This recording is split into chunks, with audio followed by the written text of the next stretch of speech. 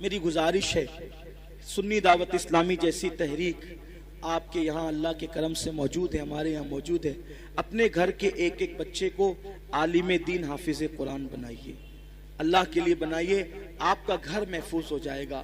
अगर आपका बच्चा हाफिज कुरान बन गया ना, हाफिज कुरान, तो वो अपने घर के खानदान के 700 लोगों की, ऐसे 700 लोगों की बख्शिश कराएगा जिन पर जहन्नम का अजाब लाजिम हो चुका हो, यानी जिनके लिए फैसला हो गया कि ये जहन्नम में जाएगा। वो हाफिज कुरान अल्लाह से कहेगा, मौला मैं हाफिज था ना, ये मेरे खानदान का आदमी, इसको बख्श दे। अल्लाह कहेगा जा तेरी वजह से बख्श दे। 700 लोग, वो इतनों को ले जाएगा तो उस हाफिज का मर्तबा क्या होगा और उसके माँ बाप का मर्तबा क्या होगा। सुभान अल्लाह, क्या मर्तबा होगा उसके माँ बाप के सर पर ऐसा नूरानी ताज रखा जाएगा कि उसकी रोशनी से पूरा मैदान महशर मुनव्वर हो जाएगा। और इतना आसान है भाई, कितना आसान है। मैं ये नहीं कह रहा हूं आपको स्कूल से हटा लो, नहीं, स्कूल पढ़ते हुए हाफिज, यहां जितने बच्चे स्कूल पढ़ते हुए हिफ्ज कर रहे हैं, जरा खड़े हो जाओ तो।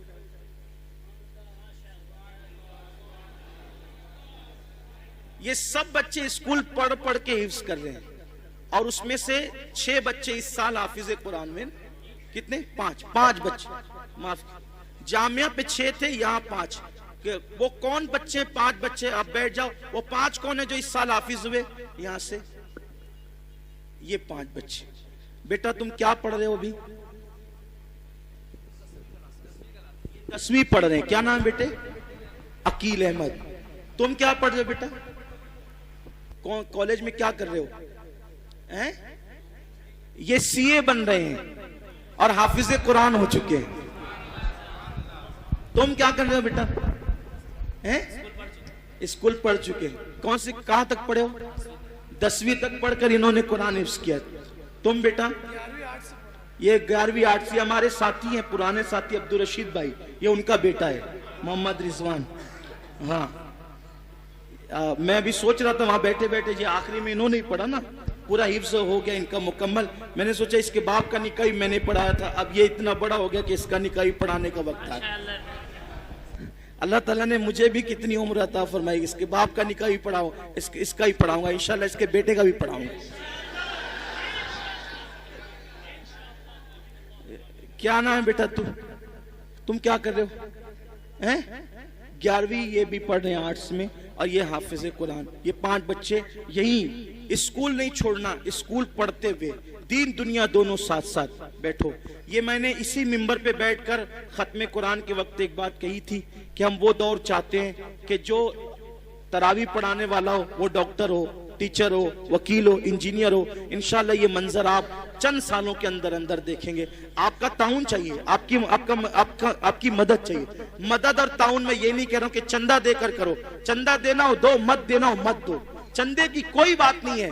दीन का काम अल्लाह रसूल की मदद से चलता है। अपने बच्चे दो हमें, अपने बच्चे, आपसे हमें ये ताउन चाहिए कि आपके बच्चे चाहिए हमें।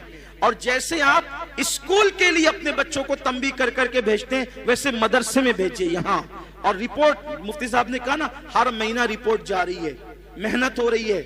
दारुल में जो बड़े दारुल में जो तनख्वाह दी जाती है, सुन्नी दावत इस्लामी वो इस मदरसे में दे रही है पार्ट टाइम पढ़ाने वालों को। वजह कि बच्चे अच्छे से तालीम हासिल करें, सिलसिला जारी रहे, मजबूत तालीम हो, तो माँ बाप के सर पे ताज होगा, ताज। कुछ आखिरत के लिए कर लो। आपका बच्चा, मैं ये थोड़ी कहता हाफिज बनने के बाद आप इमामत ही कराइए। अरे हाफिज बनने के बाद आप उसको किराना दुकान पे बिठाइए, साल भर किराना दुकान संभालेगा, उसके बाद वो रमजान शरीफ में तरावी पढ़ाएगा। औरंगजेब साल भर हुकूमत संभालते थे और रमजान शरीफ में दिल्ली की जामा मस्जिद में तरावी पढ़ाते थे। और कैसे हाफिज बने, अब वो बात पूरी बोल के पूरी कर देता हूँ, खत्म कर देता हूँ। जो लोग सुन चुके हैं वो सुन चुके, जो नहीं सुने उन तक पहुंचे। मेरी बहनों तक मेरी आवाज पूरे शहर में पहुंच रही है। माओ से भी कहता हूं, जन्नती बनना है, मौका है, अपने बच्चों को आलिम हाफिज बनाओ। आपके लिए निजात का जरिया बनेगा आपका बच्चा। औरंगजेब के बेटे हाफिज कुरान बने, हाफिज कुरान बने तो औरंगजेब ने कहा, जाओ बेटा दादा को सलाम कर, यानी शाहजहां को। किसको? साहिब आलम शाहजहां को सलाम कर। क्या वो गए और जाने के बाद शाहजहां को, जिनका लक़ब था हिंदुस्तान में साहिब आलम ज़िल्ले इलाही, तारीख में उनके अलक़ाबात, बड़ा बादशाह, इतना बड़ा बादशाह होकर भी कभी तहज्जुद नहीं छूटी उस शख्स से। शाहजहां तहज्जुद गुजार बादशाह गुजरा है, कभी नमाज नहीं छूटी उस शख्स की। शाहजहां जिसे लोगों ने तारीख उलट पलट कर दी, बादशाहों से बदगुमान करा दी, तो हजरत साहिब आलम शाहजहां से कहा कि जाओ दादा को सलाम करके आओ, शाहजहां को सलाम करके आओ। ये बैठे थे किले में, बच्चे आए, दादा जान अस्सलाम वालेकुम।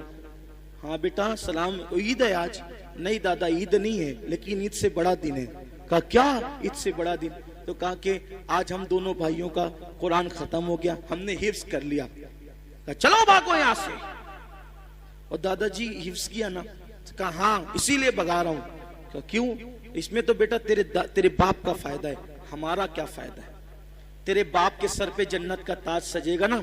अरे उस दिन मुझे खुशी होती कि मेरा बेटा भी हाफिज कुरान होता।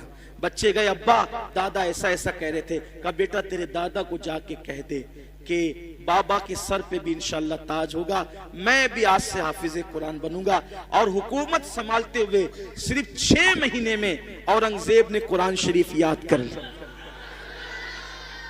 भाइयों वो हुकूमत संभाल करके 6 महीने में कुरान हिफ्ज कर सकते हैं औरंगजेब, तो हम लोग किराना दुकान संभाल कर नहीं कर सकते, हम लोग दुकान चला कर नहीं कर सकते। अरे आप सोचिए, हुजूर ताजुश शरिया इतने बड़े आलिम दीन, माजी करीब के बुजुर्ग, उन्होंने जब उनकी आंखों की बिनाई इंतहाई कमजोर हो गई थी, तब कुरान शरीफ याद करना, पूरी दुनिया का दौरा कर रहे हैं, फतवा दे रहे हैं, पढ़ा रहे हैं, और उर्दू किताबों को अरबी में करवा रहे हैं, उसके साथ कुरान हिफ्ज भी कर रहे हैं। और दुनिया से जाते जाते उन्होंने जाने से पहले पूरा कुरान खत्म कर। आदमी करना चाहे तो कर सकता है। मैं बहुत मसरूफ हूं, मैं अरे क्या मसरूफ है, पूरा दिन तो इधर उधर बैठ करके जो है वो वक्त बर्बाद करते हो। कुछ टाइम अल्लाह के लिए निकालो, टाइम दो और कुरान हिफ्ज करो। 2-2, 3-3 आयतें भी करोगे तो बहुत याद हो जाएगा।